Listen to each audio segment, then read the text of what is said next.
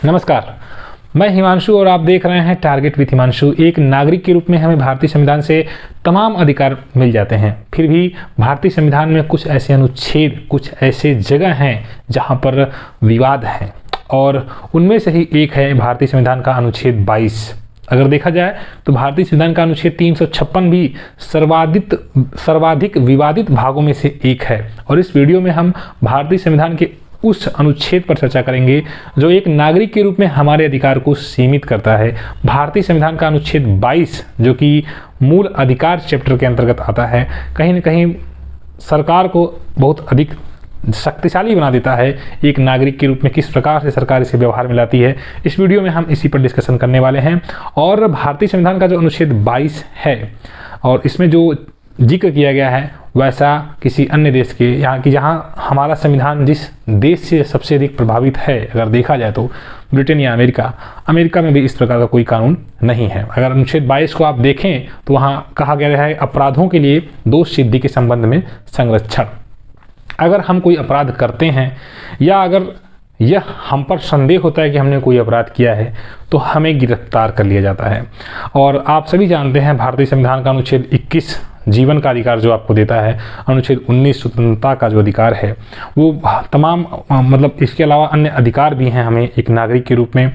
और अगर आप नागरिक नहीं हैं तो भी आपको तमाम प्रकार के अधिकार दिए हुए हैं और उन्हीं अधिकारों में से एक अधिकार जो अभी जीवन का अधिकार मैंने जिसकी चर्चा की, अनुच्छेद 21, तो अगर आप किसी को गिरफ्तार करके उसको जेल में रख देंगे, उसको बंद कर देंगे, तो कहीं ना कहीं उसका वायलेशन होने लगेगा।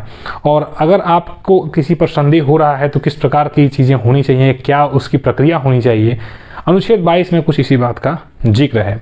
यानी मैं भारत का अगर एक नागरिक हूँ और एक नागरिक के नाते मुझे मेरी व्यक्तिगत स्वतंत्रता है, मुझे स्वतंत्र रहने का पूर्ण अधिकार है। और भारतीय संविधान का अनुच्छेद 22 जो कहता है कि दो प्रकार से गिरफ्तारी आपकी होती है। एक साधारण कानून के तहत, यानी कि अगर किसी का मर्डर होता है और सरकार को या पुलिस को मुझ पर संदेह है कि मैंने मर्डर किया है, यानी कि घटना घटित हो चुकी है और उसके बाद मुझे शक के घेरे में या मैंने स्वयं इस बात को मान लिया या तमाम प्रकार की चीज़ें मेरे खिलाफ हो रही हैं, तो पुलिस मुझे गिरफ्तार कर सकती है। ये साधारण कानूनों के तहत गिरफ्तारी होती है।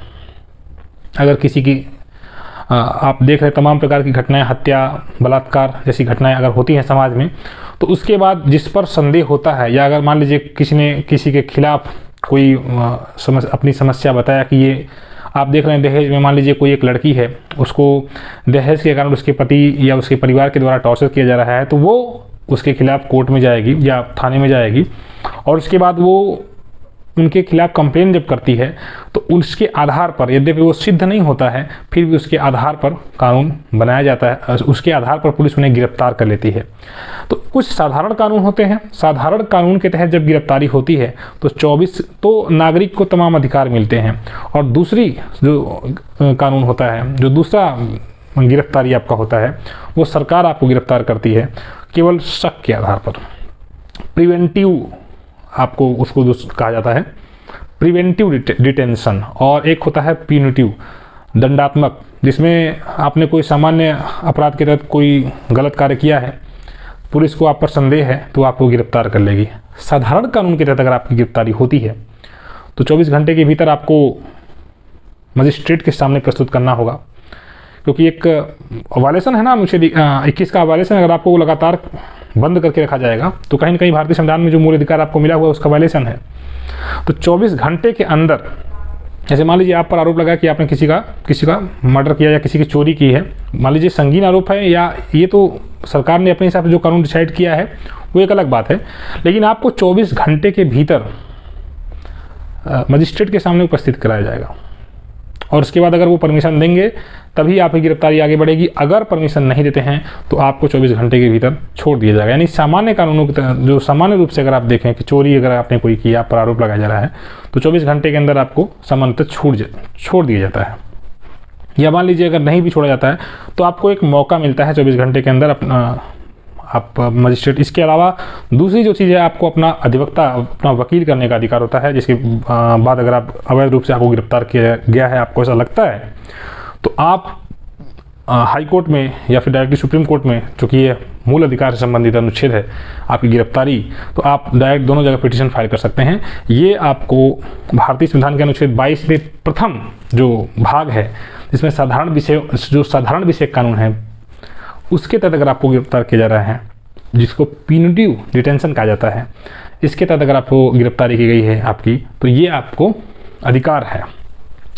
लेकिन यहाँ तक विवाद नहीं है, यहाँ तक तो एक नागरिक के रूप में आपको अधिकार मिल रहा है। लेकिन जो दूसरा सेक्शन आता है, यानी जो 22 का दूसरा भाग है, वो है प्रिवेंटिव लॉ, प्रिवेंटिव डिटेंशन। यानी कि सरकार को, यानी कि राज्य सरकार को या फिर केंद्र सरकार को अगर आप पर संदेह होता है तो आपके अपराध करने से पूर्व ही वो आपको गिरफ्तार कर लेती है। समझ रहे हैं? यानी कि सरकार को अगर संदेह हो रहा है तो किसी भी व्यक्ति को वो गिरफ्तार कर सकती है और उसे कोई मौका नहीं मिलेगा। यहाँ तक कि उसे सरकार चाहे तो बताए और चाहे तो न बताए कि आपको गिरफ्तार क्यों किया गया है।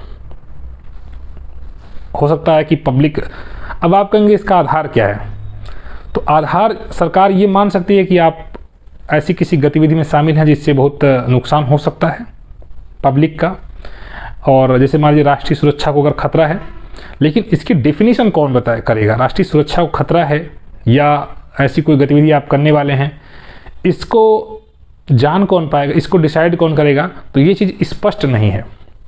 यानी सरकार स्वयं ये मान लेकर चलती है शायद आपको कि आप कुछ इस प्रकार की गतिविधि में संलिप्त हैं और आपको गिरफ्तार कर ले जाती है, और उसके बाद आपके पास कोई अधिकार नहीं है, आपके पास वकील करने का कोई अधिकार नहीं है, कोर्ट जाने का कोई अधिकार फिलहाल में नहीं रहता है, और ये गिरफ्तारी होती है आपकी 3 महीने के लिए। यानी कि 3 महीने के लिए सरकार आपको, राज्य सरकार या फिर केंद्र सरकार गिरफ्तार कर सकती है। भारतीय संविधान के अनुच्छेद 22 के दूसरे खंड को अगर आप देखें तो, जिसको प्यूनिटिव लॉ या प्यूनिटिव डिटेंशन हम कहते हैं, कि इस प्रकार की गिरफ्तारी निवारक कानून शायद हिंदी में उसको कहा जाता है।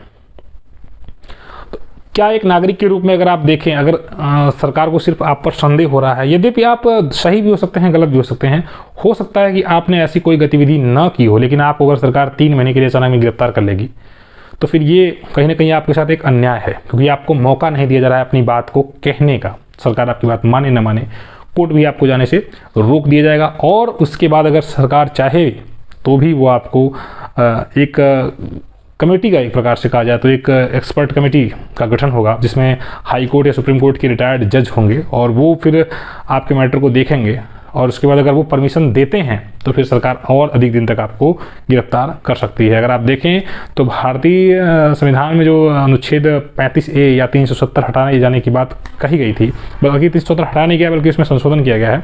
तो वो जो चीज़ें कि तो उसमें कुछ ऐसे नेता थे जिसमें जिनको इस तरह से गिरफ्तार किया गया था इस अनुच्छेद 22 के दूसरे खंड के आधार पर। हालांकि ये सभी लोगों पर नहीं लगाया जाता, लेकिन फिर भी ये तमाम प्रकार की आए दिन इसके दुरुपयोग भी होते रहे हैं कई राज्य सरकारों के द्वारा। कई जगह आपने देखा है कि इस प्रकार से सामान्य नागरिकों को भी गिरफ्तार कर लिया जाता है। इस प्रकार का जो 22 खंड दूसरा है, इस प्रकार की गिरफ्तारी आप स्वयं बताइए क्या सही लगती है? हालांकि इस चीज़ को अगर देखा जाए तो दूसरा इसका पहलू है कि सरकारों की जो दलील आती है कि सरकार कहती है राष्ट्रीय सुरक्षा को खतरा, जैसे इसी 22(2) के आधार पर, जो ये दूसरा खंड है उसके आधार पर नेशनल सिक्योरिटी एक्ट वगैरह सरकार ने लगाया है, और राष्ट्रीय सुरक्षा कानून के आधार पर सरकार किसी को भी गिरफ्तार कर सकती है, और 3 महीने के बाद अगर उस गिरफ्तारी को बढ़ाना है तो फिर वो एक्सपर्ट कमेटी जो होती है वो उसको अगर सरकार को अनुमति देती है तो फिर वो उसको बढ़ाया भी जा सकता है।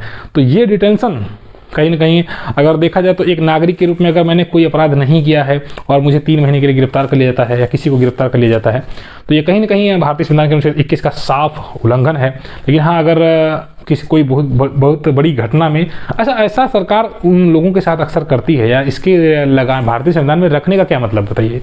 इतना खतरनाक अनुच्छेद है 22 दूसरा भाग है जिसमें सामान्य नागरिकों को अगर इस तरह से गिरफ्तारी कर ली जाती है, 3-3 महीने तक उन्हें मौका नहीं दिया जाता अपनी बात को कहने का। तो इसका कारण क्या है कि सरकार जो हमारे देश में आतंकवादी गतिविधियां होती आई हैं, या राष्ट्रीय सुरक्षा को किसी अन्य बात से खतरा रहता है, या सशस्त्र या कुछ ऐसी प्लानिंग की जा रही है कहीं पर किसी प्रकार की अप्रिय घटना, मतलब कुछ लोग चाहें अगर इस तरह से करना चाहें, तो इस चीज़ों को बचाने के लिए सरकार के पास एक मजबूत हथियार के रूप में भारतीय संविधान का अनुच्छेद 22(2) है, 22 का दूसरा खंड। लेकिन एक सामान्य नागरिक के रूप में अगर मैंने कोई अपराध नहीं किया या आप कोई अपराध नहीं कर रहे हैं और आप इस अनुच्छेद 22 खंड दूसरे खंड को देख रहे हैं, तो कहीं ना कहीं यह आप के लिए एक आपके अंदर एक डर बैठाता है सरकार के प्रति, कहीं ना कहीं आप घबराते हैं इस अनुच्छेद से। तो ये कहीं ना कहीं इस पर विचार होना चाहिए। और अमेरिका जैसे संविधान में, अमेरिका जैसे देश में इस प्रकार का कोई मतलब अनुच्छेद नहीं है। बाकी आप क्या सोचते हैं, अपनी राय हमें ज़रूर दीजिएगा। फिलहाल मैंने अनुच्छेद 22 के बारे में आपसे डिस्कशन कर दिया। ये भारतीय संविधान का एक महत्वपूर्ण खंड है। इसके अलावा भारतीय संविधान का अनुच्छेद 355 भी बहुत विवादित है और इस 356 के विवाद पर भी हमें डिस्कशन करने की ज़रूरत है। इस वीडियो का मकसद जो मैंने आपके सामने डिस्कस किया सिर्फ जानकारी देना था। मैं भारतीय संविधान के महत्वपूर्ण खंड को जहां तक मैं पढ़ पाता हूं समझाने की आपको कोशिश करता हूं। वीडियो कैसी लगी जरूर बताइएगा। अगर अच्छी लगी हो तो फ्रेंड्स के साथ शेयर जरूर करिएगा। हम इस चैनल पर भारतीय संविधान के और जल्द ही भारतीय इतिहास पर भी डिस्कशन करेंगे बहुत ढेर सारा, और तैयारी करते रहेंगे, माहौल बनाए रहेंगे। जुड़े रहें। धन्यवाद।